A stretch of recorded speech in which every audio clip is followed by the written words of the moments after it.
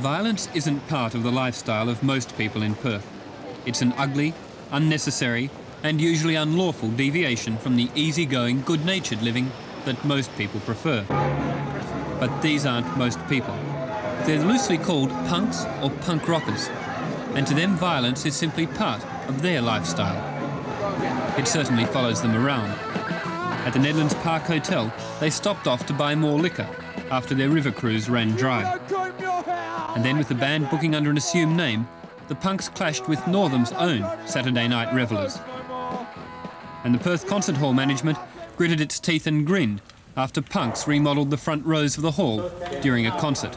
But was the violence caused by outsiders, caused by the music, or simply part of the normal behaviour of these people? They're banned from many nightclubs and hotels and barely tolerated at others. So it was in the nature of an experiment that Adrian's nightclub opened on a Tuesday for a punks-only night with their favourite band, the Quick and the Dead.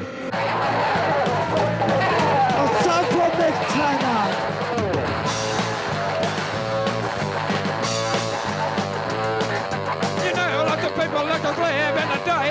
They all walk around and they got nothing to say. Stick with me, baby, I'll show you how to fly. Rock and roll music makes the world go by. And another time. Oh, that's the right time. Oh, that's the right time. Oh, that's the right time. There's been so much stuff written in the papers that intentionally or not, leaves readers thinking that the Quick and the Dead are going around causing trouble, and that it isn't just coincidence that there's trouble at our gigs. The point that we've been trying to make, and we'll make it again, is that it's the trouble has usually been caused by other people, and innocent people have never been involved and never get hurt. But on Tuesday night, there were no other people there. There were only skinheads and punks, and they caused plenty of violence and trouble on their own. Oh, people were just having a good time. The owner of Adrian's is a Perth psychiatrist, who so far has had an open mind about the role of punk rockers in Perth's nighttime scene. We feel that Tuesday night was an experiment at Adrian's nightclub. There was an opportunity given to people who say that they are only destructive or aggressive because of the attitude that's displayed towards them by authority or by people in charge of premises upon which they are enjoying themselves. Now, on Tuesday night, nobody tried to do anything heavy to these people. The police didn't come and harass them. The people in charge of the club didn't harass them, and they were generally allowed to go their own way. Now, that was, as I say, in the nature of an experiment. The degree of damage we suffered to the premises is such that there is no way in which we could ever countenance the possibility of another night like Tuesday.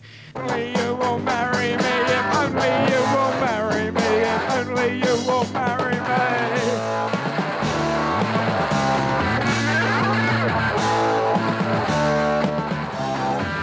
At Adrian's on the punks' Tuesday night, things began quietly. The crowd was bigger than expected by the club manager, but for the first hour, there was little tension.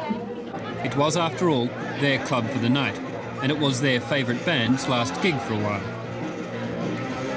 Then there was a bit of light horseplay, probably for the benefit of our camera, or maybe just for fun. But then, for no apparent reason, one youth found the evening turning nasty.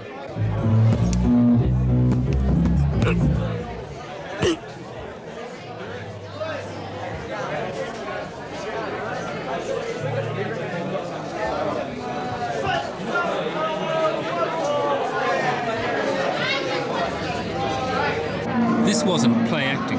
The youth was hurt, bloodied and upset, despite an effort to shrug it off. There must have been an argument or something. I can verify that story. There was one chap that was going to intently throw a bottle at one of the members in the band, and he was restrained from throwing the bottle, and of course he got upset because he was stopped and couldn't understand why he got upset, and he started retaliating. And of course then he threw a swing at one of our security members of the band, which started it all off, and there was no way that he thought he was going to leave that place, so we just had to use our own security to get rid of him. As the night and the music wore on, the mood changed.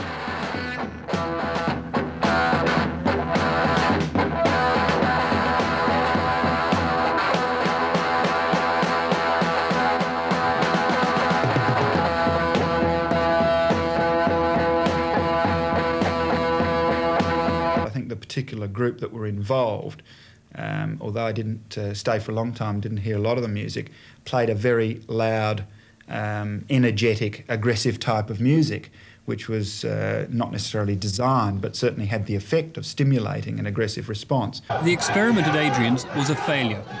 After midnight, when our camera crew left, the nightclub was literally torn apart. Furnishings, plumbing and windows were smashed. Damage was estimated at over $5,000. It was not the sort of experiment that a profit-minded nightclub owner would want to repeat. There was some damage done to the venue, and I think that was the fault of the organisers for not having security there to stop it happening. I don't think that there was any sort of very vicious damage going on. There was damage, but there wasn't any vicious intent on anyone's behalf. I saw tables getting smashed and chairs getting smashed, and I think that was just people enjoying themselves, and if Adrian's didn't want to do anything about stopping them, then good luck to them. They must have an angry streak in them. Anger is always made a little less by destroying something. The expression, the outward expression of anger is destruction. So if you're furious about something and you throw a cup or a plate against the wall, it usually leads to a relief of anger. And I think these people get pleasure out of smashing things up. There's nothing odd about anger. We all feel it sometimes. But maybe the difference between normal and abnormal behaviour is in how that anger is expressed. There's often a thin line between madness and badness, but I think in this case people involved were just angry and aggressive, so they fall into the sort of badness category perhaps. And as I say, that doesn't necessarily mean they're all bad, they just have this rather aggressive trend. Because of the way you dress and behave and the way you look, do you feel like misfits sometimes? No, why should we? I don't feel like misfits. You get the impression that people are looking at you, but I just laugh back at them. We're dressing normal. Other people dress abnormally, like yourself. We're the people dressing normally. You have different standards.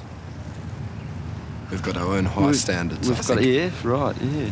Settle down to hate you. Those high standards of Perth's punk rockers have so far failed to give the cult an accepted place in Perth's nighttime scene. After their efforts at Adrian's, they'll be once more left on the outside, looking for somewhere to rage. And while there may now be only a few hundred, and while media attention might only encourage them, there is the thought that they could be the beginning of something bigger and even less easy to live with. Anthony Burgess showed us one scenario with Clockwork Orange, and now another film offers this future view. Marry me, we'll live a life of misery.